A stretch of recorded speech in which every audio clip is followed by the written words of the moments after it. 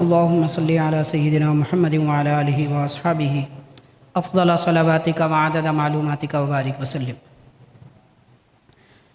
محترم حاضرین، معزز سامعین، السلام علیکم ورحمۃ اللہ وبرکاتہ۔ ماہ ربیع الثانی حضور پیران پیر غوث اعظم دستگیر رضی اللہ تعالی عنہ کے عرس پاک کا مہینہ ہے۔ اس مناسبت سے پچھلی بار حضرت غوث پاک رضی اللہ تعالیٰ عنہ کے نصیحتیں اور کچھ تفصیلات پچھلے ایک جمعہ پہلے ہم نے عرض کر دی تھی۔ اسی طرح اس مبارک مہینے میں 18ویں ربیع الثانی کو ملک دکن حیدرآباد کی عظیم المرتبت لاجواب شخصیت شہنشاہ علم و فن، تاجدار ولایت، نصیحت کیمیا اثر، حضرت سیدنا محدث دکن سید عبداللہ شاہ نقشبندی قادری علیہ رحمت و رضوان کا عرس پاک ہے۔ اس مہینے ربیع الثانی کی 18ویں کو نقشبندی چمن حیدرآباد مصری گنج میں بڑے اہتمام سے آپ کا عرس پاک منعقد کیا جاتا ہے۔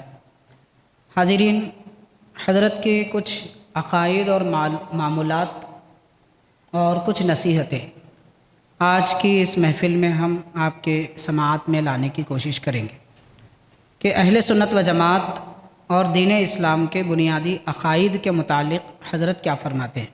حضرت محدث دکن عبداللہ شاہ نقشبندی رحمۃ اللہ علیہ۔ اس سے پہلے یہ مختصر سی بات کہ حضرت سید عبداللہ شاہ نقشبندی قادری رحمۃ اللہ علیہ آپ کی ولادت 10 ذی الحجہ 1292 کو ہوئی، اور اسی سال 1292 میں 19 ذی الحجہ کو جامعہ نظامیہ کا قیام ہوا۔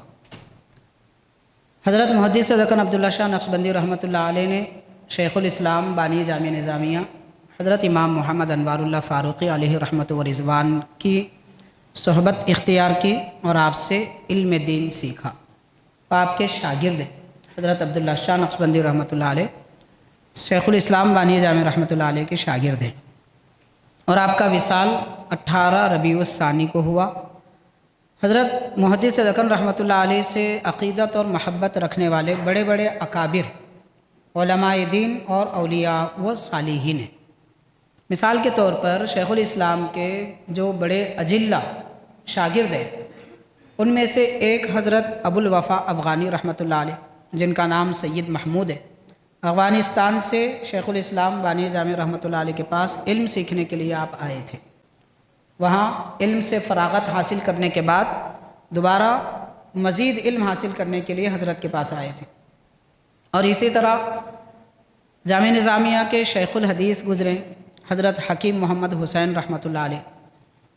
آپ حضرت بانی جامعہ رحمۃ اللہ علیہ کے شاگرد ہیں۔ حضرت ابو الوفا افغانی رحمۃ اللہ علیہ بھی حضرت شیخ الاسلام بانی جامعہ رحمۃ اللہ علیہ کے شاگرد ہیں۔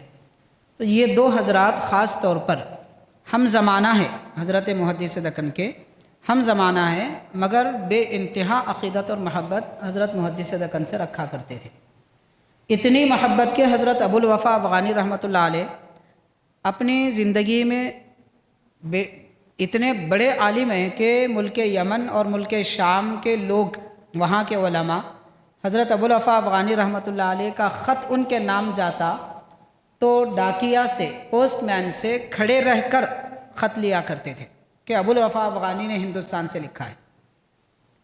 ملک شام، یمن کے بڑے بڑے علماء محدثین اتنی تعظیم جن کی کرتے تھے، وہ حضرت ابو الوفا افغانی رحمۃ اللہ علیہ حضرت محدث دکن عبداللہ شاہ نقشبندی رحمۃ اللہ علیہ کی کتاب زجاجۃ المصابیح پڑھایا کرتے تھے، اور فرماتے تھے کہ اس کتاب کی اس زمانے میں اتنی اہمیت ہے کہ ایسی کتاب نہ اس سے پہلے لکھی گئی اور نہ ہی اس کے بعد ایسی کتاب لکھی جا سکتی ہے علم حدیث میں، فقہ حنفی کے فن میں۔ تو اتنی تعظیم حضرت ابو الوفا افغانی رحمۃ اللہ علیہ کیا کرتے تھے، ایسی عقیدت، جبکہ ہم زمانہ ہے، یعنی ایک مرید کی حیثیت سے آپ رہا کرتے تھے۔ دوسرا حضرت حکیم محمد حسین رحمۃ اللہ علیہ، یہ حضرت صدر الشیوخ علامہ سید شاہ طاہر رضوی رحمۃ اللہ علیہ کے خسر محترم ہے، جامعہ نظامیہ کے شیخ الحدیث بھی ہیں، غالباً دوسرے شیخ الحدیث ہیں۔ پہلے شیخ الحدیث حضرت محدث مولانا یعقوب چشتی رحمۃ اللہ علیہ جو بانی جامع نظامیہ کے شاگرد ہیں، وہ پہلے شیخ الحدیث تھے، دوسرے شیخ الحدیث حضرت حکیم محمد حسین رحمۃ اللہ علیہ۔ تو آپ حضرت محدث دکن رحمۃ اللہ علیہ کے مرید بھی تھے، ہم زمانہ ہیں، عالم دین ہیں، مگر حضرت محدث دکن کے مرید بھی ہیں۔ تو حضرت محدث دکن وہ عالم دین اور ولی ہیں کہ جن کی ارادت میں وقت کے جید علماء، محدثین، فقہا اب ان کی ارادت حاصل کرنے کو، ان کی مرید بننے کو فخر سمجھتے تھے۔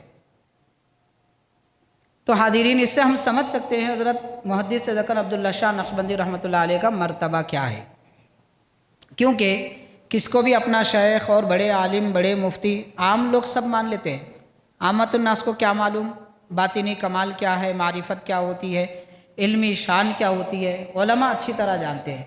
تو جن کے گرویدہ علماء وقت ہیں، زمانے میں جن کا طوطی بولتا ہے، ایسے بڑے بڑے علماء، محدثین، فقہا حضرت عبداللہ شاہ نقشبندی رحمۃ اللہ علیہ کے مرید ہوا کرتے تھے۔